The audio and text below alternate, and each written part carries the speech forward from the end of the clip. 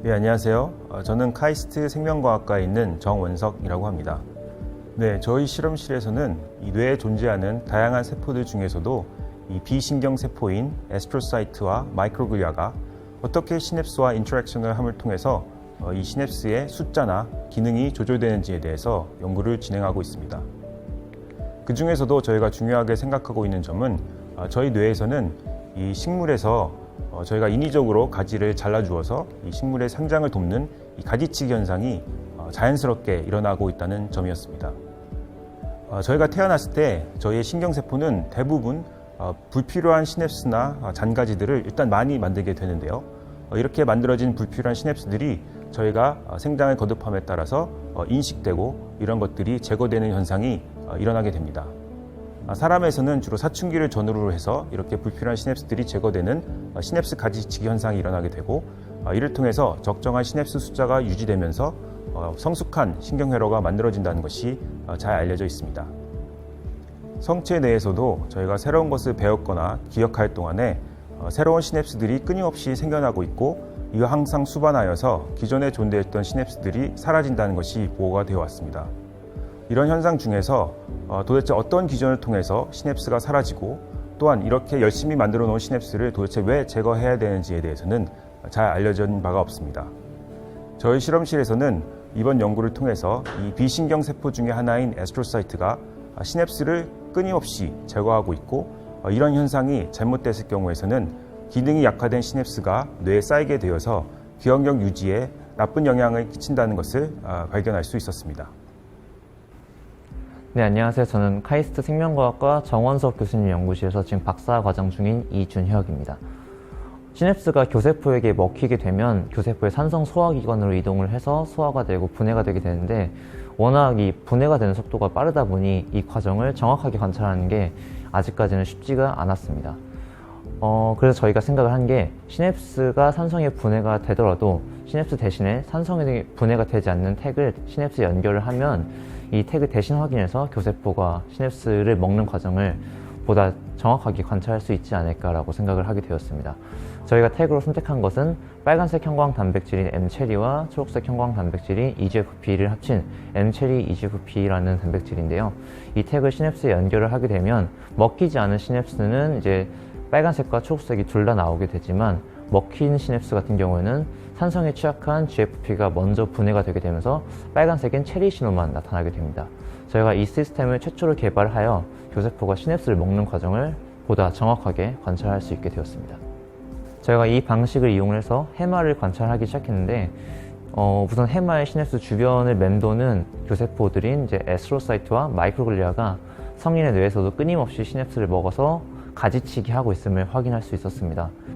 이 패턴은 매우 독특한 패턴이라서 다른 뇌 지역과 비교를 해도 해마에서 월등하게 많은 시냅스를 먹는 패턴을 보였습니다. 저희가 또 발견을 한 것은 교세포들이 더 먹고 싶어하는 시냅스가 있다는 것입니다. 이제 해마에 있는 시냅스를 나눠 보면 크게 흥분성 시냅스와 억제성 시냅스로 나눌 수가 있는데, 이 첫째로 흥분성 시냅스는 신경 전달을 보내는 시냅스이고, 억제성 시냅스는 반대로 신경 전달을 억제를 하는 시냅스입니다. 저희가 개발한 도구를 흥분성 시냅스와 억제성 시냅스에 나눠서 각각 발현을 시키고 분석을 한 결과, 교세포들이 억제성 시냅스에 비해서 흥분성 시냅스를 더 많이 제거하고 있는 사실을 확인할 수 있었습니다. 정말 흥미로웠던 사실은 기존의 학설과는 다르게 마이크로글리아가 에스트로사이트보다 시냅스를 더 활발하게 먹고 있었다는 점입니다. 교세포가 시냅스를 다양한 상황에서 다양하게 제거를 하고 있다는 사실은 이미 잘 알려져 있었지만, 이 두 가지의 교세포 중 에스트로사이트보다는 마이크로글리아가 대부분의 역할을 담당한다는 것이 기존의 학계의 정설이었습니다. 하지만 보다 진보한 저희의 방식으로 확인한 결과, 마이크로글리아보다는 에스트로사이트가 보다 주도적으로 시냅스를 제거를 하고 있다는 사실을 확인할 수 있었습니다. 저희가 그 다음에 궁금했던 건 왜 굳이 에스트로사이트가 계속해서 시냅스를 제거를 해야 하는가였습니다. 그래서 먼저 에스트로사이트가 시냅스를 먹을 때 사용하는 수용체인 메게프텐을 없앤 생쥐를 만들고, 그 생쥐의 해마를 관찰해 보았습니다. 그 해마에서 저희가 발견을 한 게 비정상적인 시냅스 연결이었는데요. 일반적으로 시냅스는 신호를 보내는 전 시냅스와 신호를 받는 후 시냅스가 1대1로 연결이 되어 있지만, 저희가 해마에서 발견한 비정상적인 시냅스 같은 경우에는 1대 다 혹은 다대 1 같은 비정상적인 연결들이었고, 이 비정상적인 연결을 가진 시냅스의 신호의 세기를 측정해 본 결과 정상적인 시냅스에 비해서 신호가 확연하게 약화되어 있음을 확인할 수 있었습니다.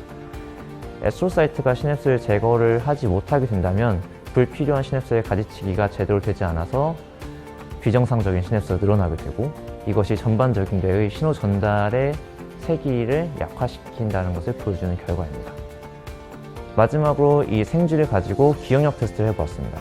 두 가지 같은 물체를 생쥐에게 먼저 보여준 다음에 한 가지 물체를 바꿔치기 하게 되면 생쥐는 새롭게 나타난 것을 더 좋아하게 되는데, 새로운 것이 이제 새롭다라는 것을 알려면 새롭지 않은 것은 무엇인지 기억을 해야 됩니다. 하지만 애스트로사이트의 가지치기 기능이 고장난 생쥐의 경우 이것을 기억하지 못하고 두 물체를 구분하지 못하는 것을 관찰했습니다.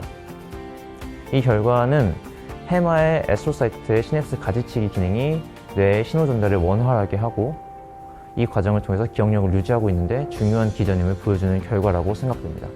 이번 연구를 통해서 이제 기존에 알려져 있지 않던 해마의 시냅스를 가지치게 하는 애스트로사이트의 새로운 기능을 찾게 되었고, 이 과정이 뇌의 신호 전달과 기억력 유지에 중요한 역할을 한다는 사실을 이제 알게 되었습니다. 이제 자폐나 조현병 같은 뇌 질환들이 비정상적인 시냅스의 수 변화와 관련이 많다고 알려져 있는데, 앞으로 이런 질환들을 치료할 때 역으로 교세포의 시냅스 가지치기 기능을 이용하는 것이 새로운 치료의 전략이 될 수 있지 않을까라고 생각합니다.